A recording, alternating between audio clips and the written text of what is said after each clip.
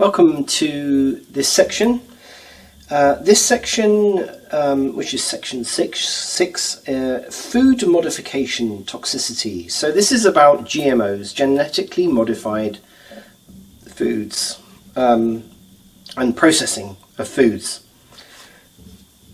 Again, do your own research.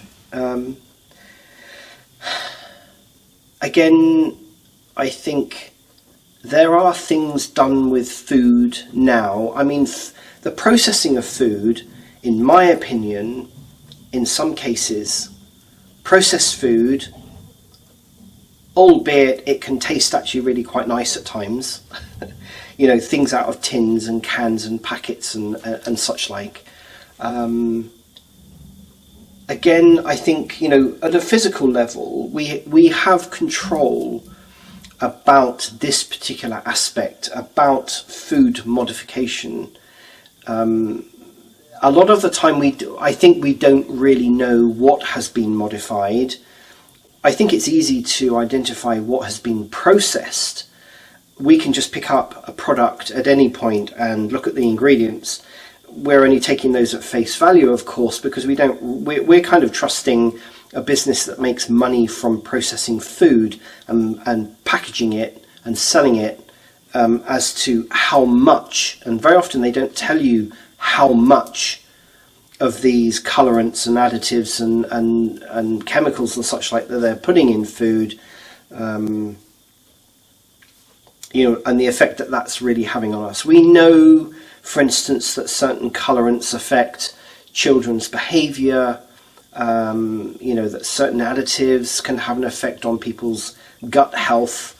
You know, there are lots and lots of pieces of information around and evidence around that processed foods and potentially genetically modified foods have on our body.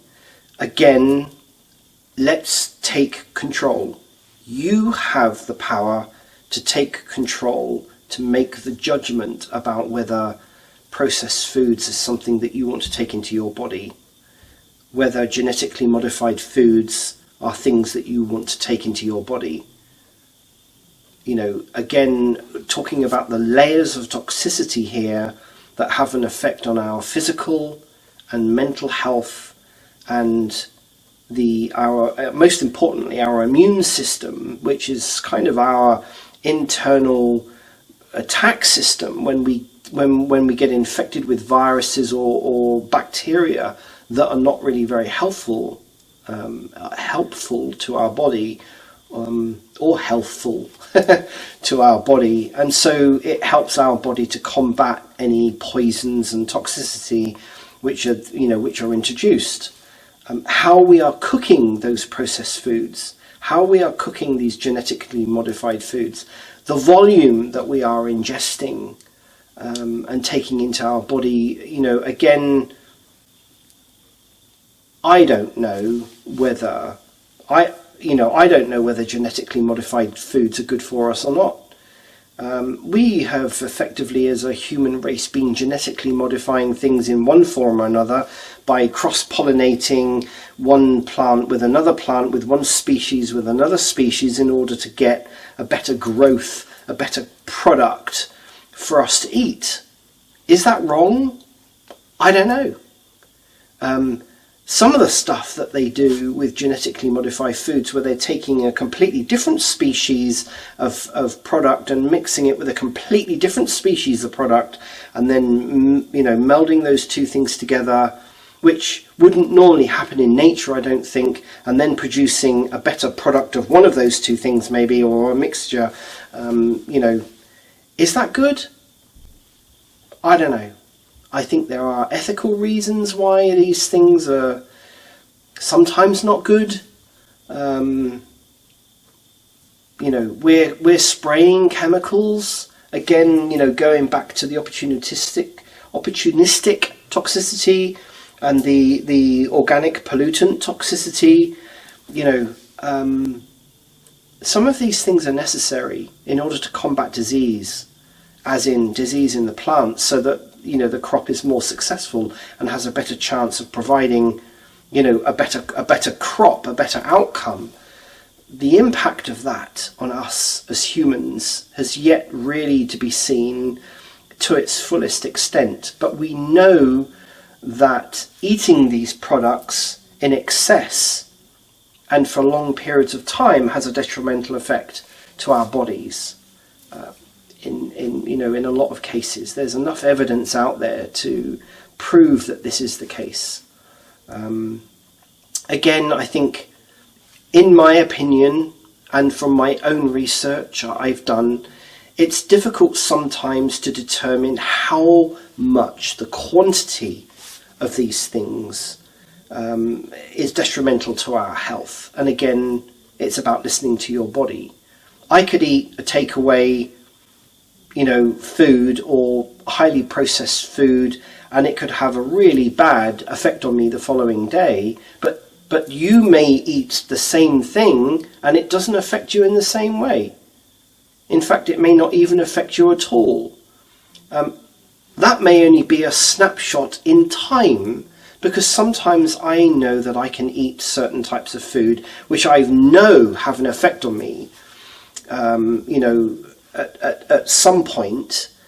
Like, for instance, I'll give you an example, and I always like to use real life examples. For me, I love making lasagna, and I like making lasagna with proper meat that's full of fat and full of flavour, and I like using proper cheese, and sometimes I will make my own pasta, and I like, when I want to make a lasagna, I like to make a lasagna that's luxurious, and I know that it will be full of fat and such like, and I know that if I eat that, as much as I love that lasagna, I will feel absolutely awful the next day.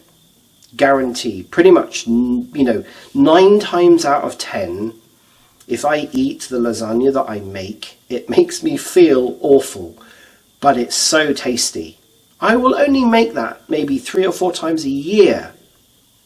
So, from my point of view, I'm willing to take the risk that that's going to make me feel very sluggish. It will make me feel like I just want to sleep all day long, but it's nice, it's tasty, and that's something that I've made myself as well. So, I'm kind of punishing myself for making something that's so rich but yet tasty, and I know the effects it will have the following day. I will even go so far as to say that it will give me palpitations. It feels like palpitations. It probably isn't, but it feels like palpitations the following day.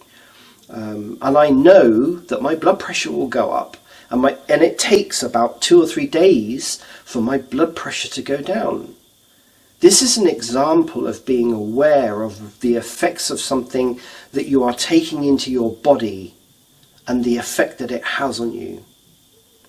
If I was to start eating lasagna 2 or 3 times a week, it is possible that my brain will end up thinking, well, actually, this is probably normal because I keep eating this food and I keep feeling this way.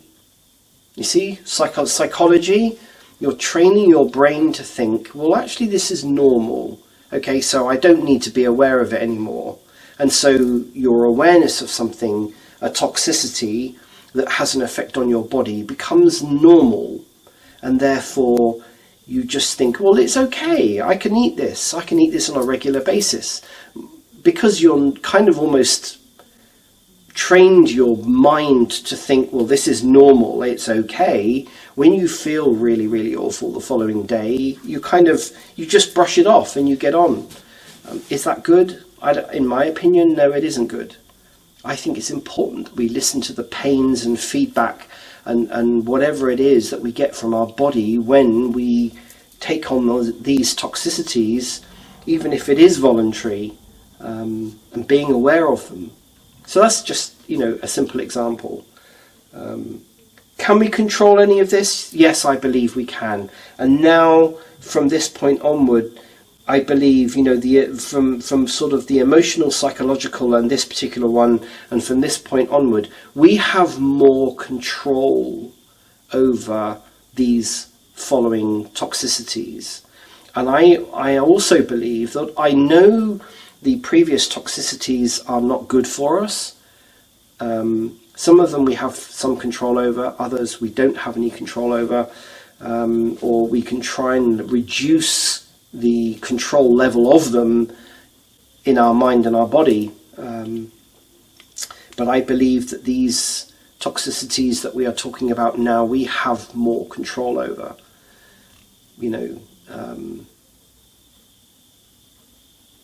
Anything else I need to say about that, really? I mean, no. I mean, genetically modified foods is a grey area. I have my own opinions about genetically modified foods. Do your research. How have they come up with these things? I mean, we're seeing, as an example, some of the vegetables that you see now that are being sold, you just think, well, I remember when I was young, these things used to be a lot smaller and a lot more tasty. And now we're getting vegetables and fruits that are huge in size by comparison to what we used to eat. And yet, the flavour is not particularly good. The bulk is there, but are they really doing us any good? Your choice. Your choice to make that decision and do your own research. So that's food modification toxicity. Let's move on to the next one.